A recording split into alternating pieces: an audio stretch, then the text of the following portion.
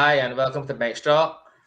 My name is Jason Clark. Now tonight I'm joined by my fellow co-hosts Damian Reed, Hassani Evelyn, Akeem Nero, and Dwayne Collymore. Yes, and tonight we will also be joined by the manager of the Barbados Pride team, Mr. Wendell Coppin. Good night, Mr. Coppin, and thank you for having us. Well, thank you for having me. It's good to see that this young group of cricketing enthusiasts are embarking on social media platform and guys who I worked with Fed and Nero, especially. So it's a pleasure to be here. Thank you very much for that. It's funny that you said that you work closely with Akeem Nero and with Dwayne Collymore because you are the manager of the Barbados Pride team. But before that, I know you were also a coach and you would have coached the Yorkshire team. So, my first question to you is, what was it like, coaching the likes of an Akeem Nero and a Dwayne Collymore? Coaching this club setup is twofold. One, an absolute pleasure to work with aspiring young cricketers who want to go on to certainly the regional and international level. There is no doubt that there is pleasure in seeing young cricketers move from one phase to the next. So to see someone like Armani Best go on to senior trials for a couple of years, or Thelbert Brathwaite go into the trials and that kind of thing, there is some pleasure in that. From a local perspective, in terms of the expectations and outcomes from within the club, and the disappointing thing is that I thought that we had the talent that certainly would have gained promotion. I was at Yorkshire. And the fact that we never materialized the goals that we had set ourselves, which ultimately was to gain promotion. We were always on the promotion trail, and we came close. Now, once I became the manager of the Barbados side, I think that would have been. I came into the Yorkshire side once in my first year as manager of the Barbados team. So it meant that once the first class season started at the beginning of November, with the one-day format, I would leave the club at the crucial time, because I always thought that the back end of the season was always the crucial phase, the run into the season, and I always thought that we lost momentum going into this final phase of the series, which was always critical, and it so happened that one of the teams we'd always end up having to play in that final phase was YMPC, the side that I grew up playing. I joined YMPC as a 14-year-old, so that was always unfortunate, and we somehow never seemed to get over YMPC, and that to me was detrimental to us not gaining the promotion which we all aspire for at the beginning of the season. Every season we'd set up our goals, and every season we'd be in the top three leading into that phase when I went off, because the Super 50 was about to start, or the tournament was about to start, and we lost some momentum.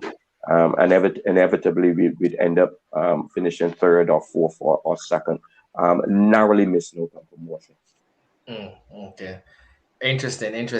And just to dive in on, I wanted you to dive in a little more on these particular two here, because I know Dwayne Collymore could be sure.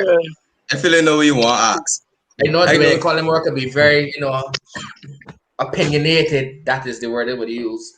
And Akeem Nero, as he seems to be, he thinks he's a very effective off spinner. well, we had Craig Braffett on last week who kind of co-signed that, so I can't say he thinks. But I wanted to get it to how what was it like having coaching these two? I guess the fans really want to know what was it like with these two in particular out there on the field and not behind screens. Well, I mean, the truth is, I thought of, because as a coach, it's one thing as a coach that you can have some wonderful plans. And I see all the time that your plans are as good as the buy-in from the players. And what was unfortunate, I thought when Nero got injured, I think somewhere it might have been my second season at the club, could be my third, but Nero got injured somewhere in that process, and I thought that hampered what we were trying to do, because he was integral to our goals, that he played. Not everyone bought into the plans. Not everyone bought into the process that we tried to establish in terms of the promotion and so on, what we were looking to do, how we were going to go about doing them, and even for T20 cricket, even for the short white ball format. So the idea is that several people in the club who were very, very boisterous and said that they certainly did not buy into, and one of them was Colin Moore batting at the top of the order. And with anything, there is you have no idea that something would not definitively that it would work. You go based on what you think are the strengths of an individual one, and then what you think are the strengths of a team collectively. And one of the things that I thought that if we could utilize the power play overs, for instance, and I thought that of the persons that we had at the club, Colin Moore was probably the best exponent of the type of individual who could utilize the power play overs. But once it didn't come to fruition, ultimately there was some pushback, and people started to doubt, and perhaps he started to doubt. Perhaps he started to doubt whether or not he should be doing the role, because ultimately, there were persons who felt that it wasn't the best thing for the team. But again, like I said, in buying into any plan, you need wholehearted buy-in from all persons. And I thought initially that Nero certainly, and Colin Moore were two of the persons who sort of grasped where I was trying to go. As it turned out, it didn't work out. So we didn't gain the promotion that we wanted. I think we got to the quarterfinals in the T20 year, and I thought we had a really, really, really good year. I remember that in what, which is to me the best one-day local game that I've ever seen. Wanderers scored 400, and Yorkshire fell short with about 14 runs or something. And to this day, I will never ever forgive Armani Best for walking off the field in the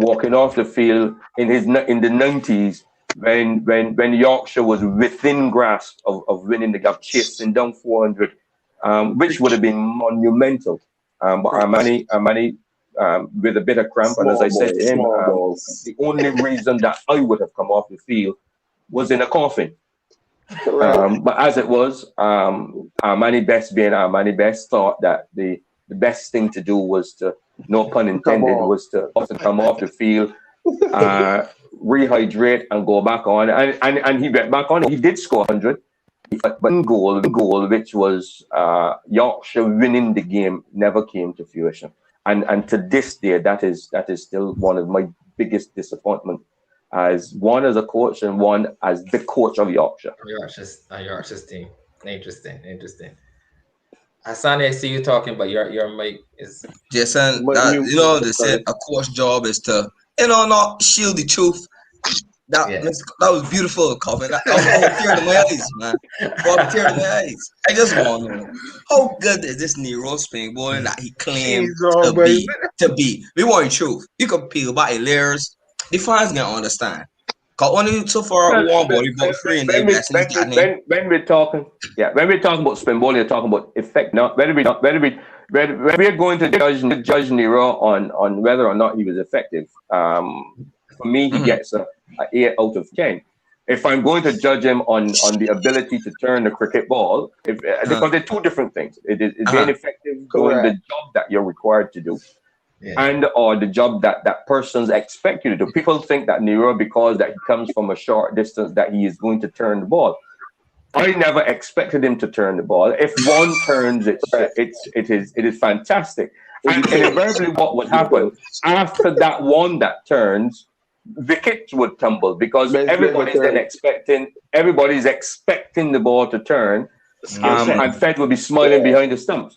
So the whole idea behind what Nero's role was is that Nero bought into the total where spinning the ball is neither here nor there. It is the deceiving, making him believe that he is going to spin the ball, and invariably he got wickets based on the impression from the batsman, because it's about perception. So the batsman at 20 yards away from him, his perception of Nero's delivery is it's going to turn, but the actual delivery is something different to what his perception was. And invariably what happened is Fed takes a catch or the ball goes to for a slip and Braff takes a catch or one of the other players.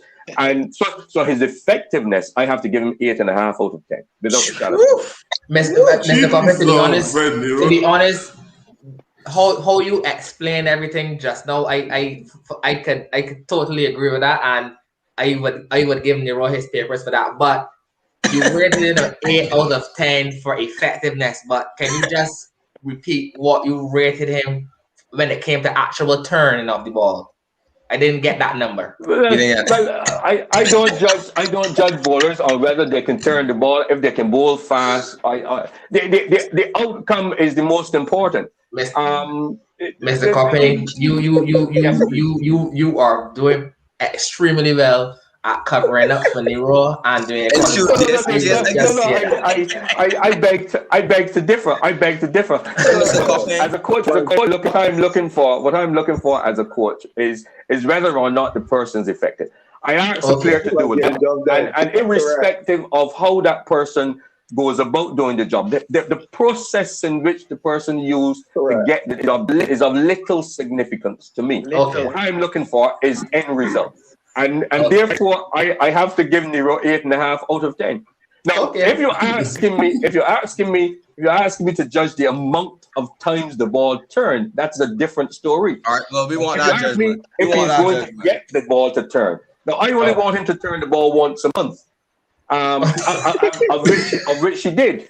So the once a month that he turned the ball absolutely bamboozled the batsman, because here it is. For the next 29 days of the month, every batsman in Barbados is thinking that Nero is going to turn the ball, but the ball doesn't turn.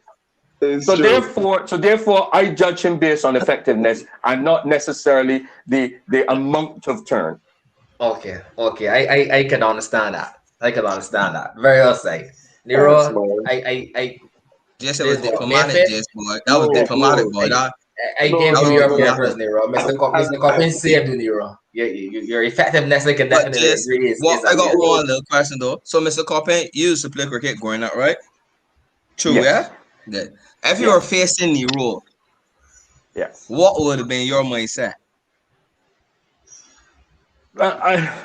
Growing up, I love bowling. So I think it's unfair. I think it would be unfair to judge how I played based on Nero. I grew up at YMPC, where we had persons like Winston Reid. So one of the greatest spin bowlers in Barbados local history. So therefore facing Winston Reid on a daily basis at YMPC. And as a matter of fact, YMPC in those days, what we used to do, we never used to practice on a prepared wicket. The wickets that we would practice on were wickets that would have been played on from Saturday and Sunday. So when we went into a game, we never practiced on the wicket. We'd ask the ground staff never to prepare the wicket.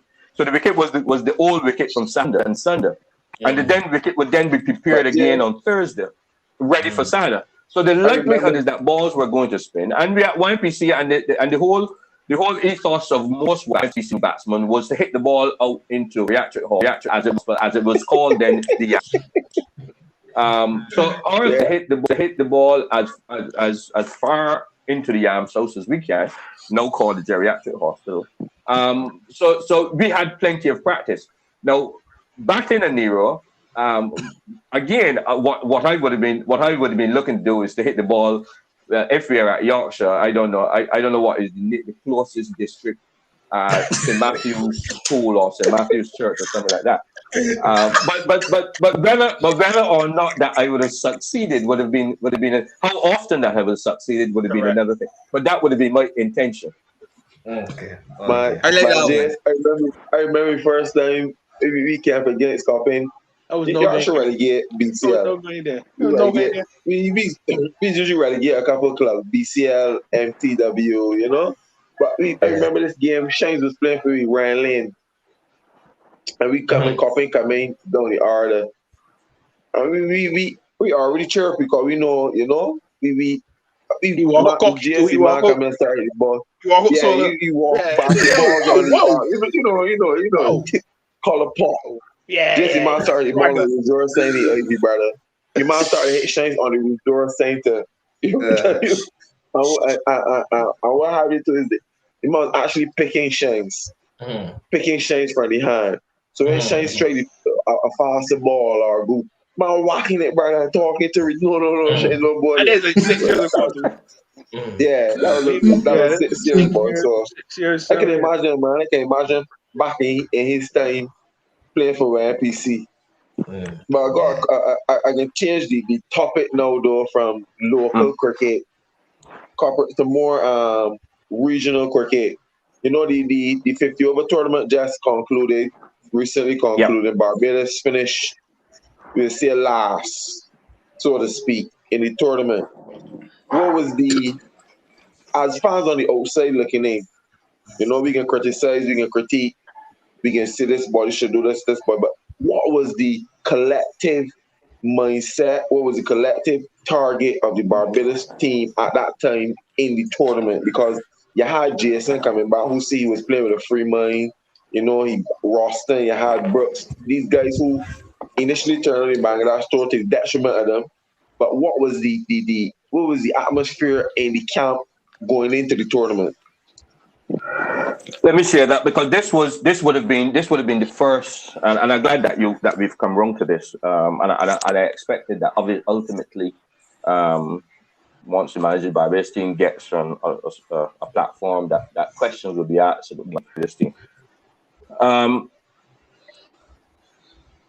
The first time that several of our players would have been into a bubble, we had a number of players going into a bubble for the first time, and what I thought was the camaraderie of the Barbados team was exceptional. And let me start by saying that.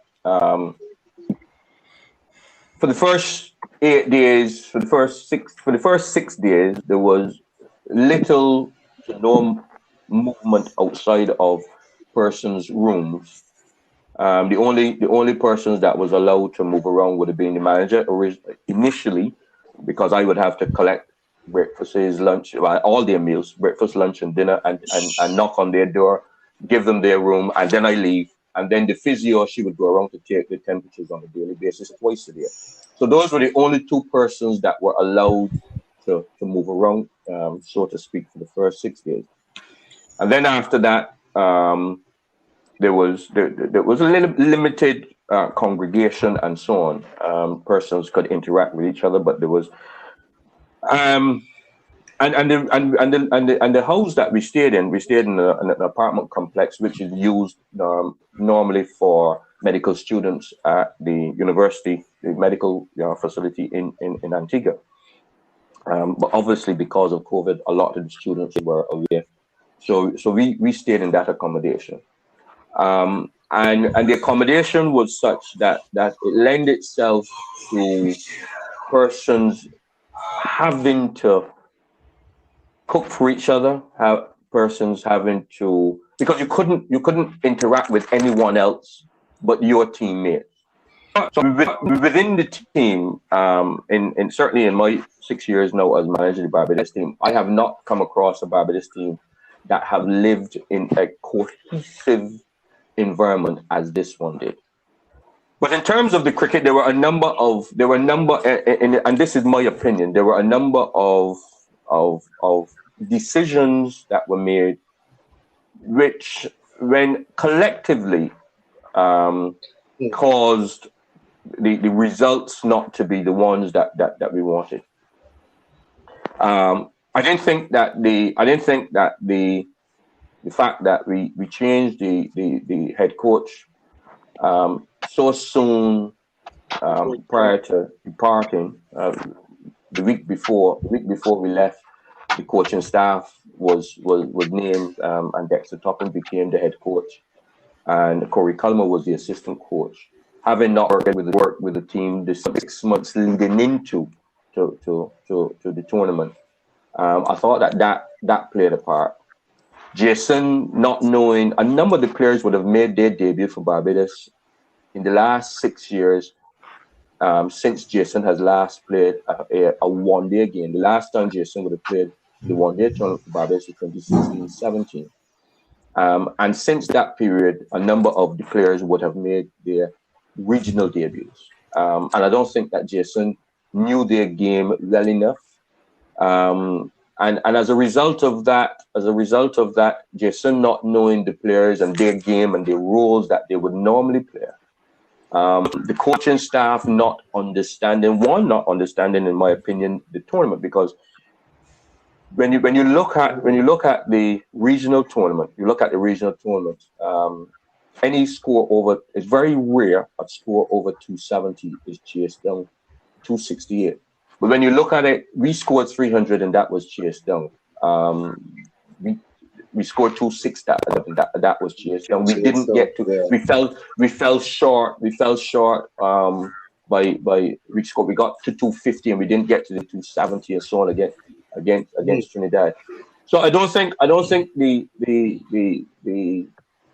management of the cricket, and when I say management of cricket, I'm the on the field and off the field, collective coach and captain understanding the players sufficiently and playing regional cricket within the region over the last 6 years, understanding those things. I think those were factors that contributed. There were other factors also. Because there was rumblings. There were rumblings about Jason as a leader, his leadership, whether or not that he should be or shouldn't be. There was rumblings about the fact that the players didn't go to Bangladesh. There was a number of rumblings that we heard on the ground, and I'm sure, Fred, that you would understand. And as much as persons say that they don't take these things on. It would affect in your conscious, in your subconscious, the fact that it is being talked about. We're on the bus and saying, So there were a number of these little things that became a big. But sorry, Corbin, but from us as fans looking on from the outside, it looked from my perspective and some other person's perspective like persons were playing for self to get a score. To be, I think it was coming. Sri Lanka was coming, so it was more. I don't know if you guys. Well, from our perspective, it was more like guys saying, "All right, I can tap here. You get my name into the Sri Lanka series because obviously some person just missed the Bangladesh series, and then we go from there. Rather than you win as a collective, Barbados win the title, and by extension, players will come in and go on to the West Indies team. That's from." And I take that. No, I don't think that I will. At no time, none of the vision centered around individual persons. At no time can I remember a conversation where individuals said, "Well, I need to tap here. I need to get the score here. I need to get some wickets here. I need to." And it may very well be a case where internally persons were thinking that and persons were feeling the pressure. from what I was saying, without being involved in the belly of the cricket, was that I thought that there were not too many underlying issues which did not allow us to play to our true potential.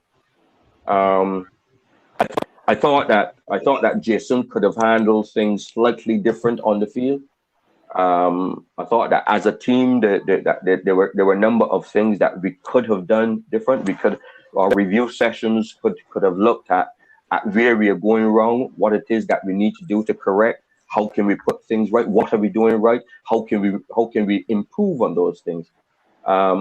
So there were some factors which in my opinion which would have contributed to the fact that we did not go all the way. Because when I look back at and I look at the cricket season as a whole, I remember last year when we and to 2020, when we started out with the 4-day competition, everyone collectively are going to win the 4-day competition, and we had a process for winning. We thought when we play at home, the whole idea is we're playing 4 fast bowlers, 1 spinner, there'll be 6 batsmen, because and the process and the process was different. I don't think we went in with the same mindset. I don't think we went in with the same mindset. I think we went in to win, but I don't think that wholeheartedly and collectively we went with that one goal where this is what we are going to do. This is the process of which we're going to win. So I don't think our process for the Super 50 was the same as it was for the 4-day, because the 4-day we had a problem. Once we go, I mean, we lost, and going back, we lost the first game of the 4-day season in St. Vincent, but we still won the competition by 40 points with 2 series to go to play at home. So those are the things that I think that we could have done better. If there is any learning from that everyone has to buy into the process. And I think you and Nero know that I am very big on not just how the winning, but how we. And I don't think that we went through the process sufficiently, or we analyze it enough to allow us to know what it is we're doing that is working. Because there were some things that we were doing that were definitely working. That were not working well. For instance, we were not accelerating the middle over. We were batting with our number 3 and number 4 down to the 45th over, but we were not accelerating. So between over number 27 and over number 45, where the acceleration should have taken place, it never did. It never did. So we plateaued all the way through, and we ended up with a score of 260, 270, when we could have ended up with 300 in every game. Mr. Coppin, when it was going through the questions to think, I see that the topic you mentioned, the whole extensive, I wanted to dive in, and without even asking, you dove right into it. And as a manager, I could give you your hats and jacket. A lot of people won't dive into it. A lot of people would dance on the issue, but I respect your opinion as a manager. You come here and you call it right now in the middle, like the mindset. The fans saw the mindset. I'm not a cricketer. I'm just a cricket. But as a fan, you could see the mindset was poor. Like, it was poor from the beginning, and then especially the Jamaica game, that was abysmal. That was, to me, that was the. And then the last game with Jason's body language, like, it was not like the fact, as you said, the body language and everything that was going on. I'm thinking, this is my thinking, if it is the case that he was coming in and he would have known the guys, why didn't the coaching team just have the captain from among the group to captain the side going in? Because remember, Jason was away on overseas duty, so he wasn't able to practice and spend time with the guys and develop a rapport and say, all right, I can ball he here, I can ball he there. So among the warm-up games, why wasn't the decision taken for someone to be captain that was among the group that was training? You just plug and play Jason when he comes in. Because I think that was the only boy. What happened? What I mean, the captains are appointed by the most all. The manager is appointed at the beginning of the contractual year. Manager post is determined very early. The coaching staff, all the other backroom staff are as well as the captain are appointed at a later date. And again, in our review, these are things that we have discussed. I mean, I personally feel it is the catalyst for Barbados winning the Super 50 over the next 5 years, without a shadow of a doubt. Because they're things that we did, really, really well. There's some things that we did not do well. And if we can learn from those things, I see us being the champions of cricket in the region over the next, because pretty much most of our players, we got some wonderfully talented young cricketers. But we also have some cricketers who are on the sidelines who are chomping at the bit, come into the fore. And these players around the franchise over the next 4 or 5 years, I think that we certainly have the material, we have the talent, and it is just a case of putting it all together now. So the same way that we knew exactly what we wanted to do. We came fourth. It was 5 years that we came second to Guyana. So we knew exactly what we wanted to do, how we were going to beat Guyana. Three different occasions in the 5 years as the runners up to Guyana, we were close to beating Guyana. There was one game here in Barbados going into day 4. Barbados, we were leading Guyana by 70 runs going into late evening, and somehow Guyana wiggled out and gave us 90 runs to win in 10 overs. In 10 overs, when we should have won that game time. Again, we go into day 5. We go into day 4 again, and a game in Guyana where we are within striking distance, and we're batting well on day 4 of the game. All of a sudden, something happened. Anthony Allen plays a hook shot to Kimo Paul, and he finds the only person on the leg side, and he's out for 60 odd. And we crumble and give Guyana 110 to win between tee and close of play. And these are things. But this year, when we looked at it from on a 4-day perspective, we sat down from early. We knew exactly what it is that we have been doing wrong. We knew exactly what we needed to correct, how we are going to go about it, and those plans were put in place. And again, the buy-in from every single person within the franchise was fantastic. From the chairman of selectors down to the groundsman, knew exactly what they planned. I'm not so sure that the Super 50 that the same thing took place. All right, Copper. That was very in-depth. I appreciate it. But a question earlier, you mentioned as a manager in the bubble, you were one of the only persons allowed to get the food and stuff like that. So can you give us a more extensive insight on some of the duties that a manager would normally do with a cricket team? Because some persons wouldn't know, especially when traveling and stuff like that. Right. So the first thing, all logistics goes to the manager. So I don't hold passports. But everything to do with check-in. So checking in, if there's excess baggage, you have to make sure that is dealt with from the time that we leave here, down to the uniform that we wear. The manager responsible for that. The color, because Barbados team, we have 2 colors, 2 primary colors. Our travel attire, official travel gear, is black slacks, black shoes, either yellow or blue polos, and so on. So even that. So starting with that travel attire, the times at the airport, check-in times, what times fines would start, those types of things. And then once you're on the ground, all communication goes via the manager. So if a player, for instance, a player wants to get a pair of socks. Player wants to get a pair of socks. that goes through the manager. He needs a pair of socks. My job then is to find someone from the local board who can access a pair of socks for that player, that type of thing. On match days, on match days, I would interact with the third umpire, the match referee.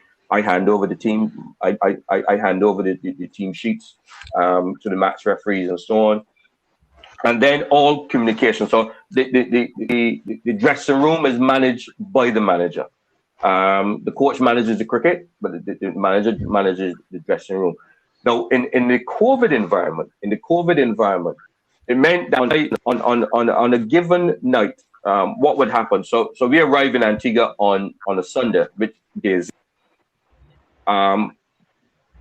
meals are provided on that evening, but thereafter, on day one, from day one to day three, send me menu.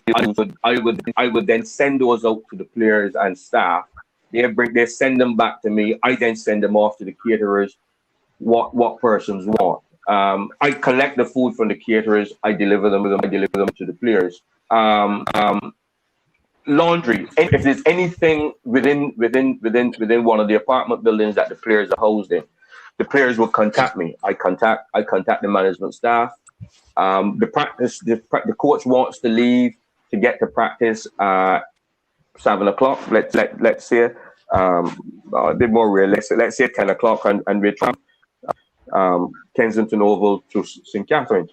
Now, I would have to communicate with the bus drivers, taking into consideration the length of time it's going to take on the road, and what time the coaches want to start practice. So if the coach wants to start practice at 10, I would then have to calculate how much time it would take. It takes from Yorkshire, for instance, to get to St. Catharines, and then communicate that to the bus drivers and the ground what time to expect us. Then on arrival at the ground, to ensure that there is plenty of hydration flows, there's fruits, the medical services are there. Communicate with them, let them know that, and on leaving, ensure that there's no injuries, that we're fine, and also to make sure that there is enough liquid to take back to our accommodation. So the role of the manager within the COVID environment was in the past a monumental one. COVID made it doubly monumental because it meant that absolutely everything went to the manager. Interesting. So Cops, as the manager, you already say that you don't the team plans. Some of them you talk right executed well. What say would you have? Let me say in a not necessarily a selection meeting, because I don't think the manager will be in the selection meeting. But what say would you have? I'm in the selection meeting, but I'm in the selection meeting as ex officio. Okay. So what say would you have? Let me say in the team meeting, what would the manager word carry? The manager doesn't attend. I would only attend the team meeting if their housekeeping be discussed. So when team meetings, what I would do is I would give the notice that the team. So I would then send out the notice. So again, all communication. Coaching staff indicate that the meeting is 6 p.m. I would send out notification that the meeting is at 6 p.m. in X or Y location. The bowlers come at 10 to 6. The wicketkeeper come at 10 past 6, and the batters come at 4:15, that type of thing. And then the general meeting would take place. And unless there is housekeeping, which is to do with let's say for instance we had a slow over it against Trinidad, and the team was fine. Obviously the captain was fine. It's automatically 10%. The captain is fine 10%. Or no, it's like, but no, not actually, because at the discretion of the match referee. but the match referee would send that for me. So I would then go into that meeting, and first I would find out from the players if they want to challenge the findings of the umpires and the match referee. Now, in going into that meeting, the charge sheet, I would go in with the charge sheet because charge sheet is sent to me. So I'd go into the meeting with the charge sheet and say, right, we will fine Jason 10% and the other players 5% for minutes overtime, 16 minutes, and then the next question then would be, if I can ask the analyst, can you find 16 minutes whereby that the umpires are saying that we were slow in over number 6, over number 22?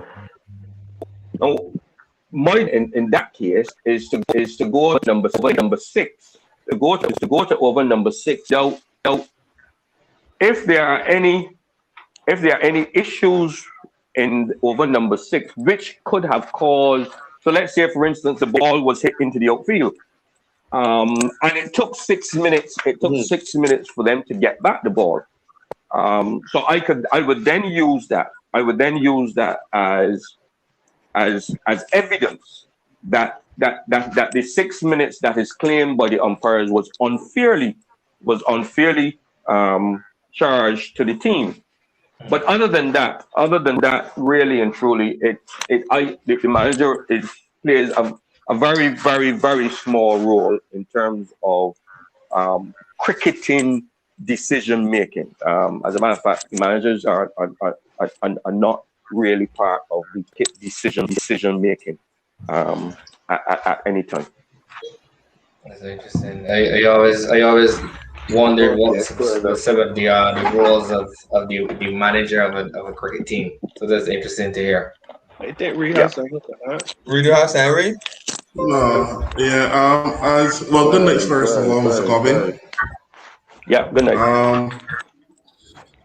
As the manager, you're also a qualified coach. So do you assist in that aspect of as well, or you just focus on your managerial duties? No, I focus. What would happen with regards to coaching? The time like since the wicketkeepers, so Bishop Hope and Kevin Walker, or Shane Dowridge. Ultimately, the two coaches, when they're working, they will be working with the team. And then people would want some assistance, hitting balls, catching some balls, whatever. So I would work with the keepers. Or from time to time, because I would always walk with my arm, because I think that I throw a pretty good arm, and I challenge the players where the arm is concerned. But that would be certainly at the request of the players and the permission of the coaching staff. Okay.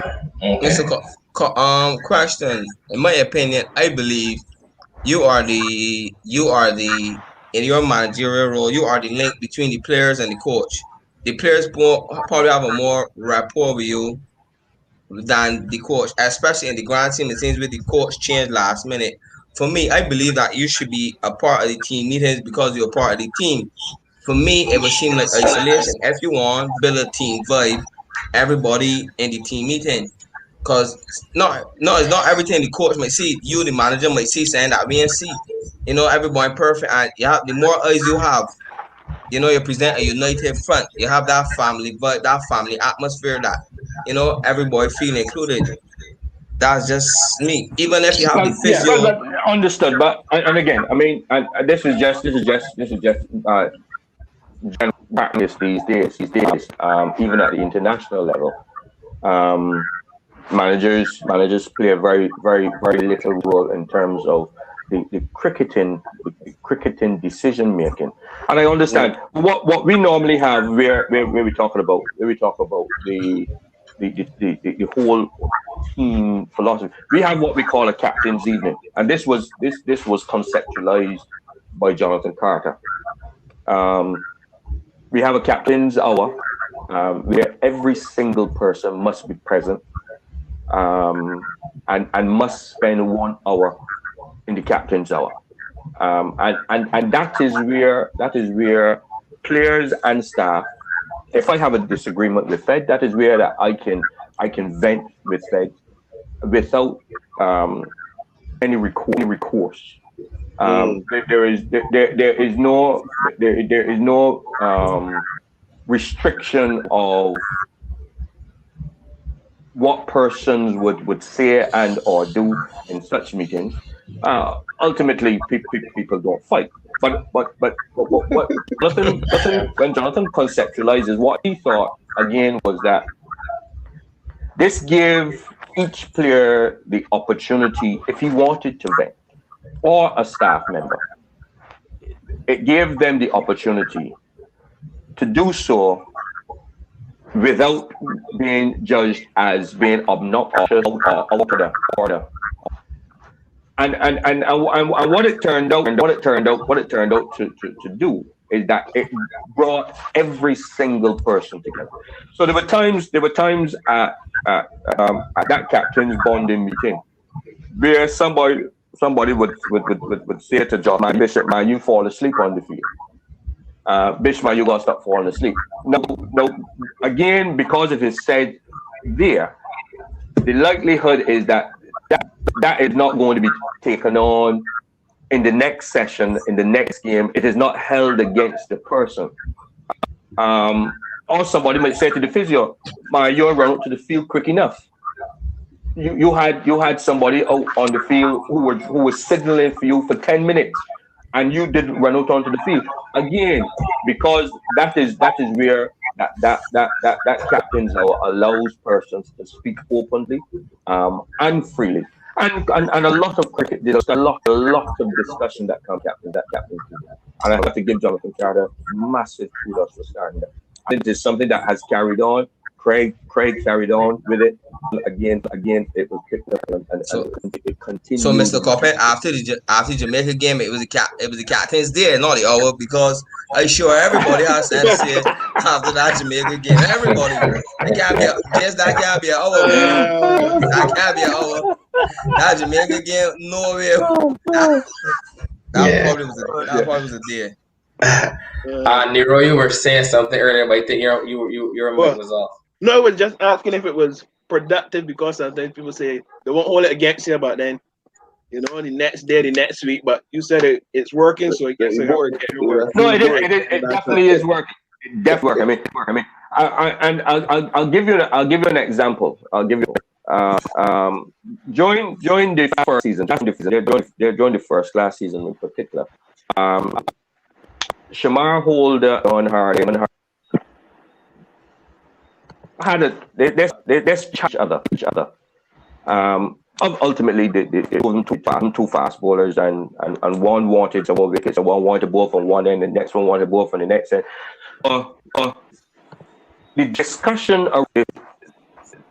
The discussion that came up as a result of that,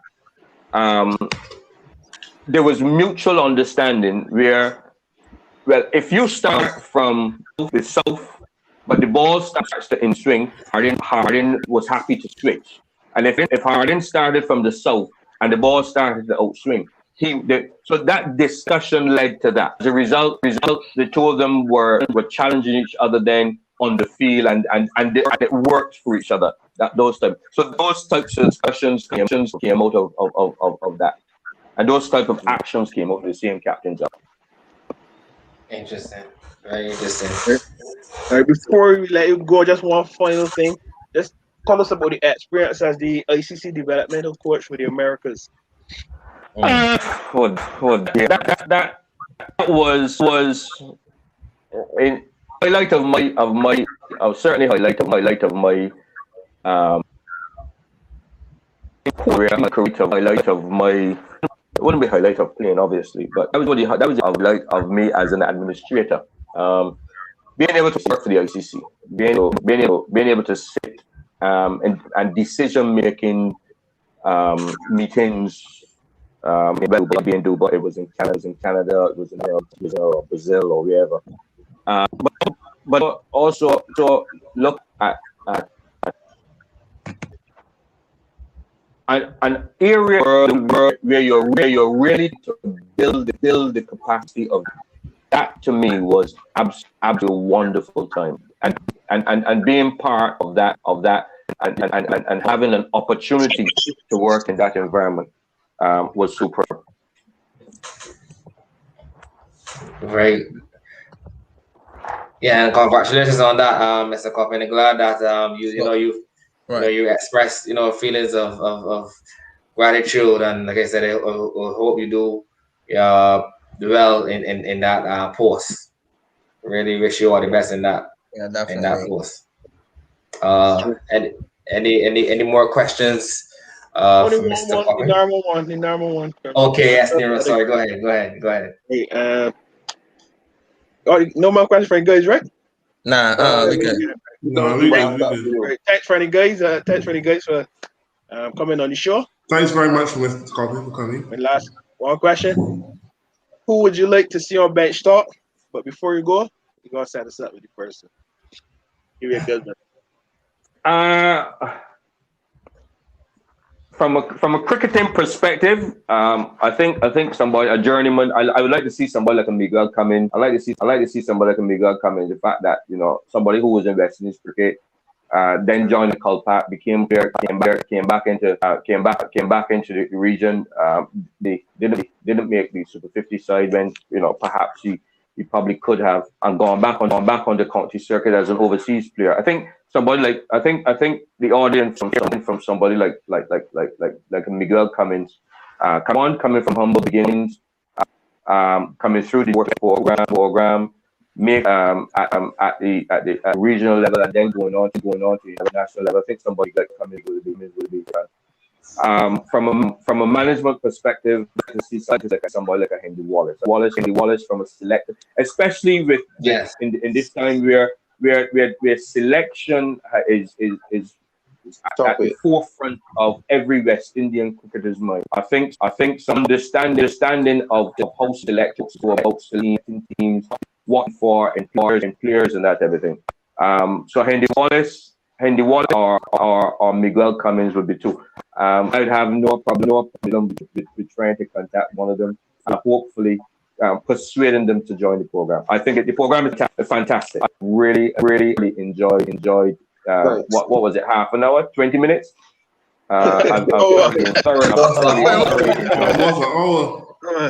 Almost an hour? Oh my God. Yeah. That's no problem in the conversation was interesting. I really enjoyed it. So that happens. We can talk some. We don't want to get into trouble. We can talk about some contract now, so we can let you go. but remember me when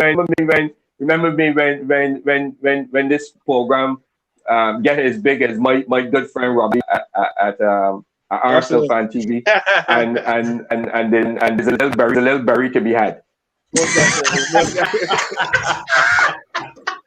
Well, definitely. Mr. Coppin, that bar. All the best. Wonderful stuff. Yeah, cheers. Thank you very much. Have a good one.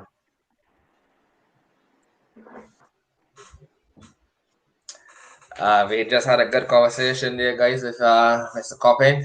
Really enjoyed that one. Gave some good insight on. Yeah, boy. Yes, to good actually dive in about the performance. Open up early, yeah, boy. It was shot early, boy. He ever give you a chance to answer? I just did. He was getting tight lit, but good insight, man. Good insight. I guess it's just what we found was saying to themselves that the cohesiveness there in some of the plans. How many was he walking about? Was he talking?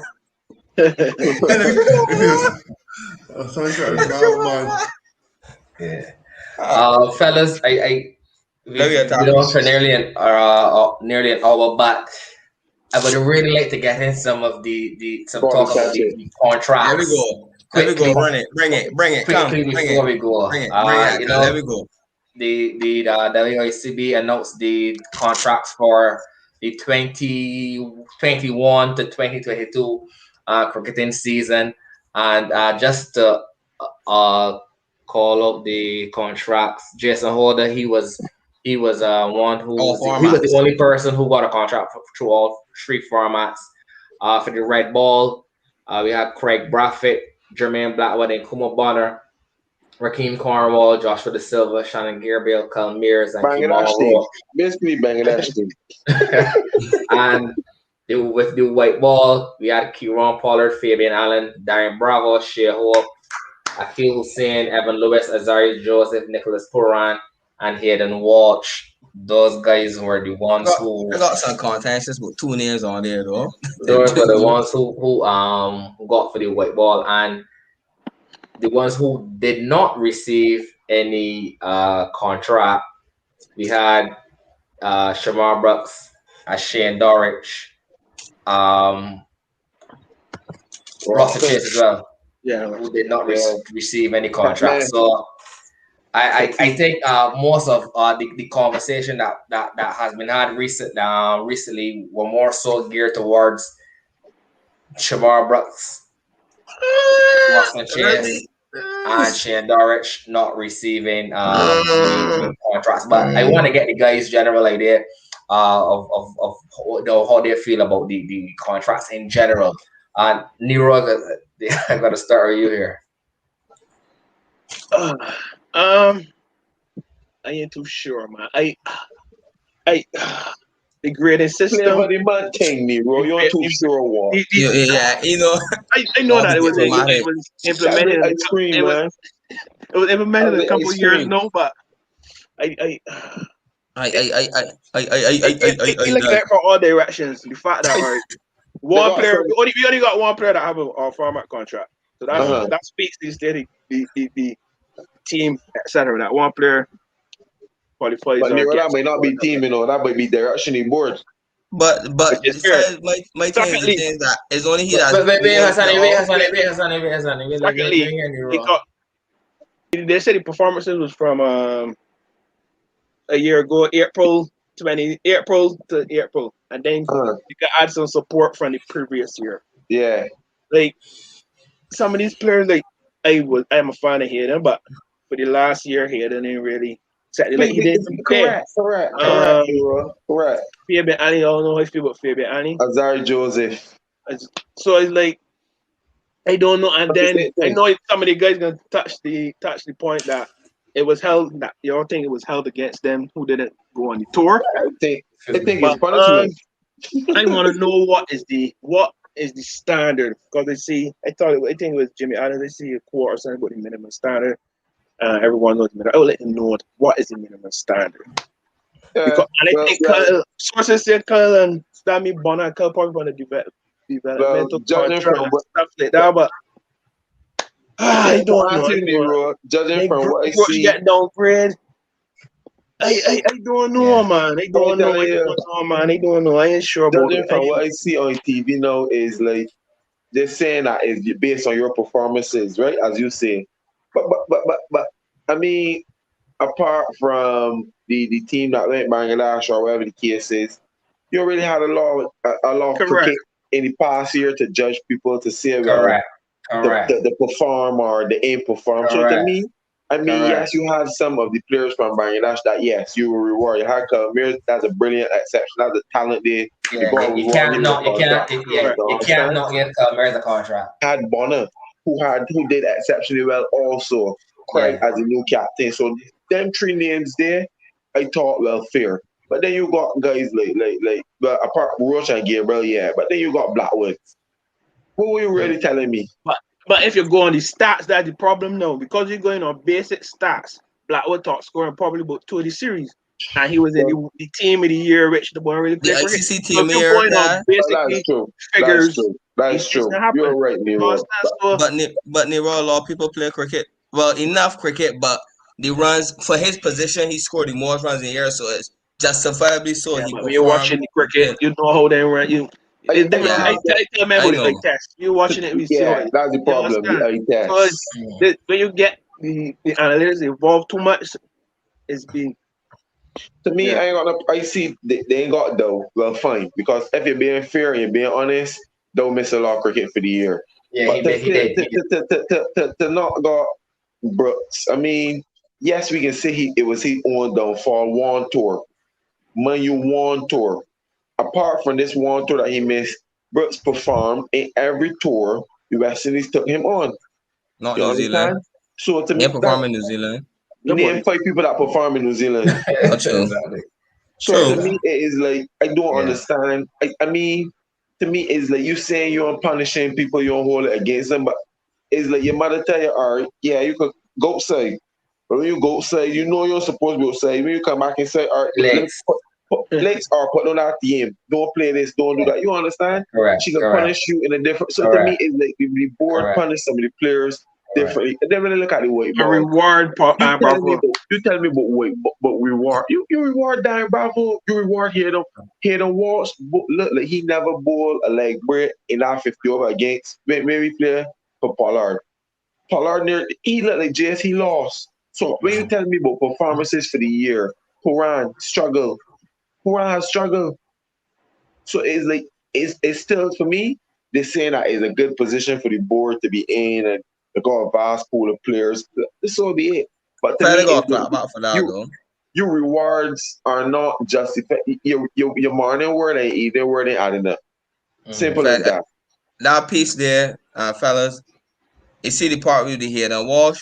You know, I was of opinion of you, right? But then I listened to Jason Tatum, NBA Sergeant. These men had COVID. How Nero remember Jason said how long it took for him to get back into shit because of COVID. I mean, I'm not saying not, but if you right, he had COVID just before the man went Bangladesh tour. So then there was a period of quarantine. So maybe they had enough time to get fit. But he had a good year last year. He had a good year last year. No, a good. He had a good. All things being fair, he had a good season. Don't forget this. A year ago was basically the England series. So I know he done it. And just before that, the CPL player last year also. Awaba? He got me good. You CPL? CPL before that. You talking about CPL before that? Yeah. And then you got Azari Joseph. He got downgrade. Azari got downgrade. Ross was baffling. He downgrade But first of all, congrats to our guy, Dapper, friend of the show. Big up yourself, Dapper. Big up yourself. Well deserved. Yeah, you got reward. Well deserved. Yeah. But James, some of them white ball names too that missing, to be honest. I ain't got no problem. You got guys like O'Shea and Thomas who refuse to stay fit.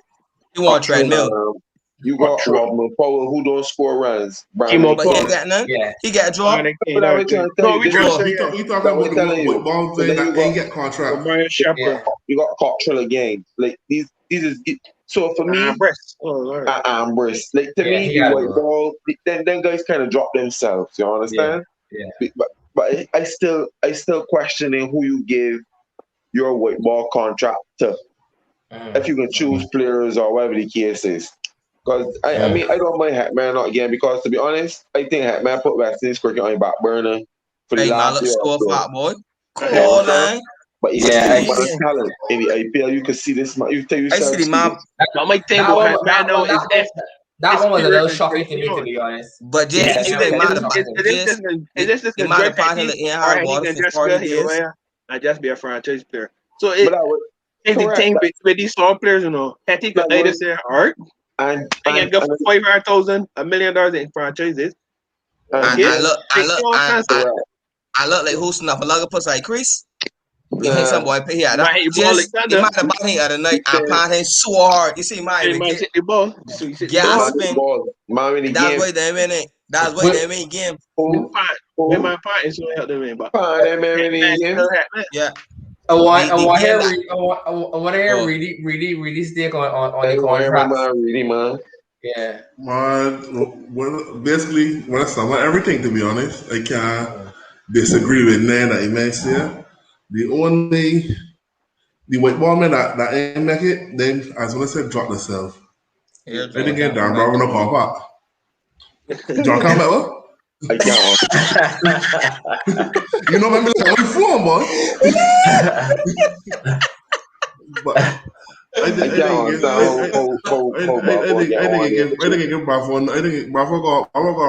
Bravo's one of the Bravo had a good just shut you up with that. Just shut up with that. CPL. Shut up with that. The signing this contract is not based. I feel with a real bass though. Nobody bias, brother. Based on international cricket. Because he had a good CPL, which he didn't have an outstanding one in my opinion. He deserves a contract. In my area. And you keep talking about CPL, we talking about white ball cricket 50 over. And I had a decent 50. I can't just come about ago. 50 over. So we talking about international cricket. Bravo ain't played international cricket in years, brother. But it's just hard on Lil B though. But that's hard though. Nah, nobody hard on Lil B. We call it spear to spear, brother. We call it spear to spear, but in all honesty, congrats to guys like Kyle and Bob. Yes. They come in, they do their thing, so they deserve it. Just keep, exactly that's the word, the capitalize. Just keep going far from here, do everything in your power not to lose a contract. But all in all, I ain't surprised that who got left out or who make it. But only surprised that make it was here and walk. They didn't get here and walk. They didn't get here and watch now either. Cause look, Hussein got he can't met the 11 now. And last year and year before. And the same fella, St. Clair. Wait, St. Clair or Naughty or is Naughty? The guy from Ghana. You keep talking about regional cricket. The contract for Ghana. International cricket. That's bullshit. That bullshit. That's fact. So you can't get a contract on yours. But if you're playing international cricket, but you had excellent domestic seasons, you should be rewarded with the best. So your franchise with that contract, your franchise with that contract, you still have grade A, grade B, grade C domestic contracts. So you will be rewarded. I think some of the guys that didn't make the would have received. You understand? So, but just on the flip side, now. This will show you, Jason, when you are a contracted worker in any field, you could be a contracted worker in carpentry, in plumbing. If you don't do your job, and you give another company, another organization a sniff, and the company come in and they might not charge less. They do the job better. Or get a different result than what you was getting, you're gonna end up with these sort of situations. So but this go ahead. So you can end up with these sort of situations, and then you can look back and say what if and what should have been. So when you ain't, stay in. It's as simple as that. And it's okay to say when you ain't, stay in. I totally understand that. I totally agree with everything that you guys are saying. But to me, we also have to look at everything that has been going on. Like this COVID-19, we've never seen anything like this before. So if a player is saying he doesn't feel comfortable going to you as a board Bangladesh, correct? So them in India, and you're taking into consideration your family and everything. Correct. And you obviously have the reserves coming in, and the reserves perform to an exceptional level, albeit. And then you take those same reserves and you play them in the next series. Okay, fair enough. But I mean, and then to not give those guys now a contract now is some of them same men ain't playing the IPL and trouble there now because of COVID. Yeah. Look at where we are at now. Like talking about. I'm sure you're saying, Sonny, you know where they're gonna get attracted to the IPL because the West Indies Cricket Board don't provide a salary that is appealing to the people. You understand? That's not so fair. West Indies cricketers is the top 5 most paid cricketers in the world. West Indies Cricket Board will pay you. We say a man can get $80,000 for a tournament. That's just a number. That's what we say that. $80,000 for a tournament. A West Indies contract for a year. 40 for a year. Could be 40. For a year is nowhere close to that. You understand? So when you got these problems, that West Indies contract is $80,000 US. Yeah, so you think he might pay ain't when But you we He was got just comparing numbers. He was just saying he Mhm. wasn't giving accurate numbers. but not only that, but not only that. I understand the man point. You know, JS fellas, don't get me wrong. so But I my agree thing with is Jay. I that agree with Jay. you chase the dollar for the IPL, right, Jess? You didn't worry about COVID, family, nobody, wife, children. Well, you didn't worry about COVID down there. You down there no track because it ain't like the IPL just among the nation. Teammates have COVID now in your team, right? So they're trying to organize, but you could have done Bangladesh. But we talking about But I am Jay. IPL and all kind of thing. But still, there were players that didn't I go do to agree the with IPL Jeff. that's still in this position now. Shamar Brooks said it was he went to the IPL. Correct. He in the IPL, correct. What if it? What if it was I say? That is what I say in the previous episode. To me, the board did not hold their end of the agreement because if you, as my employer, tell me you can allow me to stay home for a week because I ain't feel good, and then when I come back out to work, you can tell me they don't work for me because the sub workers did well, or it can't fly. It means This goes back to the people looking at the numbers. Contract. I can picture them. Beauty of a contract, Jess. I look at the contract. I say this was the minimum standard. They probably take and say a bum. But some Judah people not playing and Judah whatever. You ain't making it this year. I can probably see that happen. But some of the people you ask, I guess. But to me, I don't think Brooks deserve to be asked.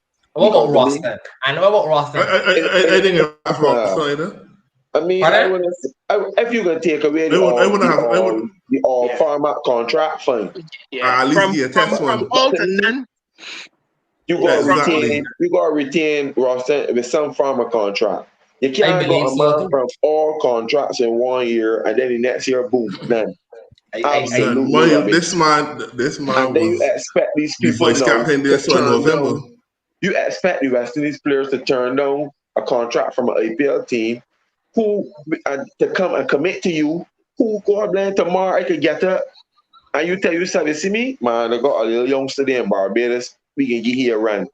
And they no more me, they no more contract. You understand? So yeah, these sort of things. West Indies Cricket Board think that they're fixing the problem. They think that they're rectifying and all about the pool talent base. To me, West Indies always got talent. We are naturally talented cricketers. So to me, the West Indies just this contract dilemma here compounded the problem to me, man. But for me, the IPL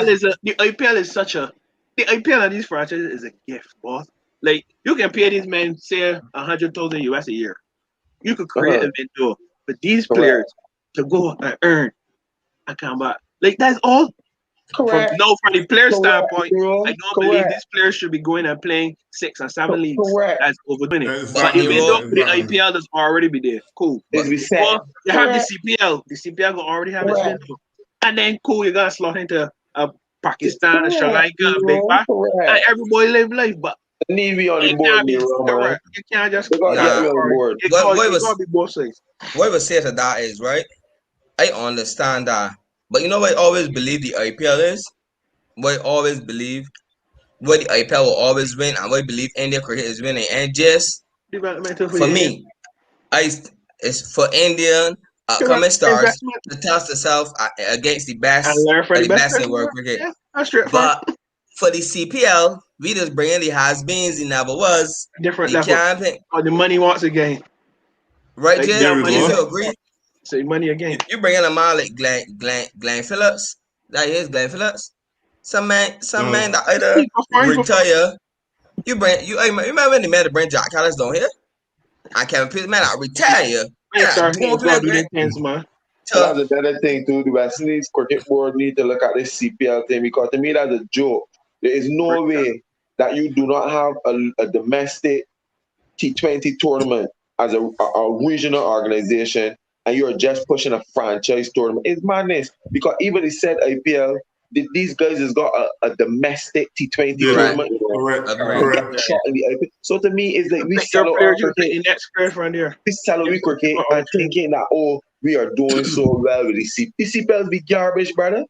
The CPL is garbage cricket. A lot of washed up cricketers just come to the CPL.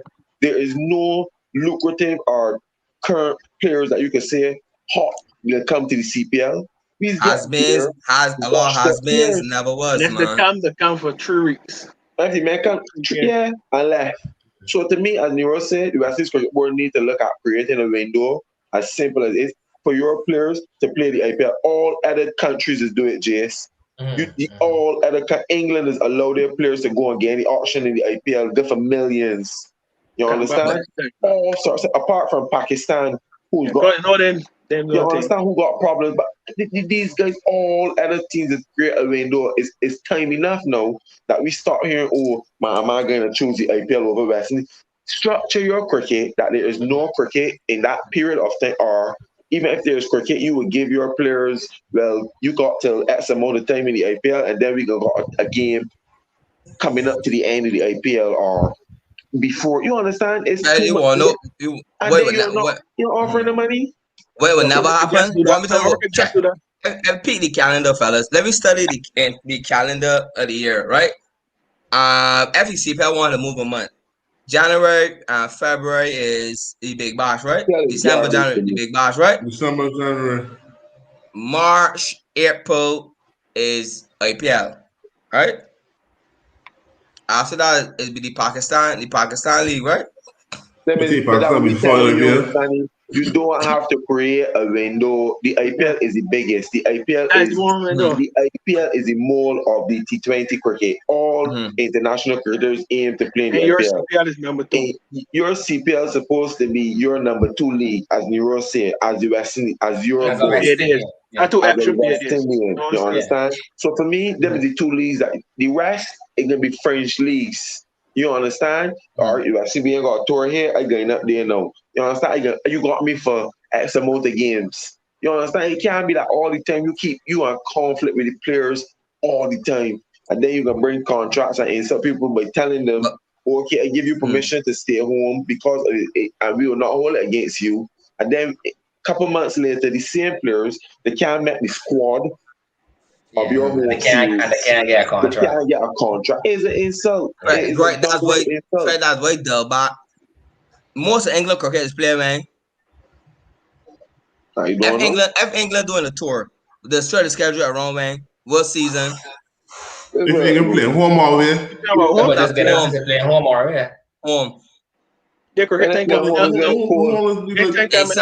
In summer, right? If you check it, most big international series that's play in that summer window, right? That and we's got the CPL in there. As you said, 5 weeks ago, change it. The CPL is garbage. The CPL is supposed to you can't get the CPL is supposed to be a money making. It don't make no money. It don't make no money. It cannot make money. Have you carried money when you carry it in territories like St. Kitts? But how can you make money if your biggest players are players who are retired? Thank you. Like Kevin Peterson. You can't make money. I can't count myself forget and Jack Callis there where he can ask who's he. Correct. Me a local, but I ain't want to see. I mean, Jack Callis. So it's like to me, you gotta change it. You should. There's no like before you. And to me, I believe there's room for a domestic T20, which is Barbados versus Trinidad. To me, that's the best time you use this. I remember going like Oval and Trinidad playing Barbados at Tino and Barra. And then we went off Tino. Then right Tino, Jace, and everybody's right off Tino. Trinidad ball up Barbados cheap, Jace. But you know, Barbados was able to show. If it's Pollard that somebody draw, I think Bank. I think Sully to drop Pollard. If Sully to catch Pollard, the game be different. And you could have feel it. No, use this CPL, Jace, and CPL be like, shh. All right, Larry Bob drop Jonathan Fu. Anything so like, they don't be that excitement. No, they don't feel that Barbados versus Trinidad rivalry. They don't feel that Jamaica versus. So to me, is like West Indies Cricket Board needs to seriously sit down, look at restructuring their domestic cricket, especially the white ball formats and the T20, along with the franchise, because there is room for both. There is room for, and I'm sure you will get more fans if you. And I'm sure too also. Territories would then look at picking their best T20 players to play in the domestic league. Right. You understand? So you would get more guys like a Pollard and Bravo who patriotic, who's playing for Trinidad. So you, against the Barbados don't want to put the best team. Because we don't want Trinidad win, we don't want Ghana win, we want bragging rights. You understand? Yeah. But no, it's more of a franchise where people be like, you got Nero telling me he back in Trinidad. I don't want coffee he throw. he back in the run. You understand? As opposed to Nero saying who Barbados playing Trinidad, I want Barbados be Trinidad bad. You understand? So that's our franchises too, boy. Correct. You got to revamp. Just after doing revamp, we get running these problems all the time. And the only body that do the same thing and expect different results is a mad person. But you hit it plenty head. The fellas be hitting it plenty. And I can't remember a year the CPL met money. The CPL don't make money. If you check the financials, they don't make. I mean, albeit he was locked up for whatever, but Alan Stanford's model for that was fantastic. The model itself, not the money, the model, the structure. Just using the model. Let me know. We don't want money. We can look at before CPL. We can look at that. That cricket was fantastic. You had guys like Justin Bradford King, who had a good local T20, and a man was who I feel motivated. But now it's like I can't go in pool because I'm a first class player. You understand? So I can't go in a CPL pool. But you might go a guy like a Talbot Bradford Jace. Yes. Who beat more than you might go a guy like I can't go from line murder Kadeem. Yeah, those are guys. You might go a guy like Slick Rick. As bad as you understand me? That telling themselves who I could play for Barbados in T20. But no, it's like them guys got to tell themselves who I'm a franchise player, I'm a first class player, I can't get in a pool. And it's madness. It's madness. Yeah, very, very. We could talk about this for hours. This is a very, very, very interesting topic, to be honest.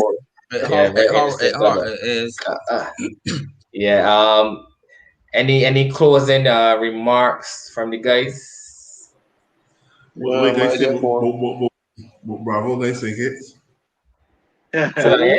Oh, Bravo guys hits. When it's sorry, Nero, go ahead. Just reach that stage, man. I know. Gail, I see a lot of people do it when they get to that stage.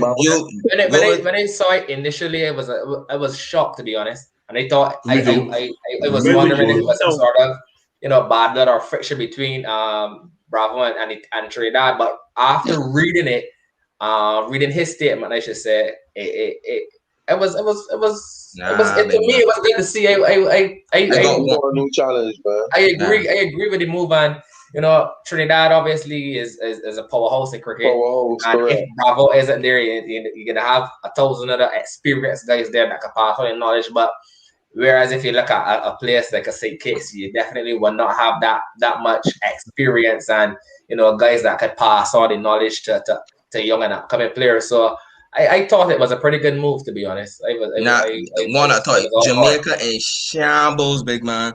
Russell said he done. Russell said he quit. That was the man life was hot. Russell said after this season, he might say he done. He said so last year. We start with it again. He might say so again recently. He said so recently. He might say that after this year he ain't playing for Jamaica no more. Come a bit now. Nero. And when Marlon Thomas came out and then it was like you just thought that man was just. But hearing Russell speak about it was like Jamaica. Jamaica had a regional T20. You won't got these problems. You know what I'm saying? The old Drew Rush coming up.